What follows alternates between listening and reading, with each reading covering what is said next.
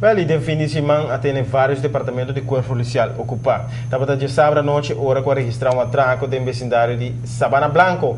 É traidor na purba na suerte na oficina de número Pearl Lottery e a despachar vários patrulhas de polícia com urgência para Sabana Blanco e também manda alguma patrulha para tirar vista do bairro de Dakota.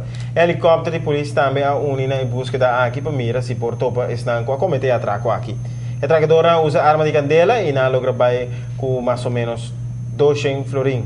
E dá um vendedor de número que está em choque. A polícia queda vigilar a oficina de número para o resto da noite, mirando que estava tem mais venda que o normal. Rato depois de saque, sucedeu outro atraco e viaja aqui na Lucky Snoopy, na Post Chiquito. Jovem na 30 lugar de vender número exigir placa, abai com suma de 400 florim. Polícia começou uma búsqueda para sospechoso em área, pero não logra topar com o saque. E o atracador está conhecido de justiça, segundo alguma pessoa do vecindário. Helicóptero señala um sospechoso parecido lomba sunu correndo e manda patrulha meia hora, pero não topa com ele. E inicial de sospechoso está tal RS, que tem uma arma de candela, segundo o testigo.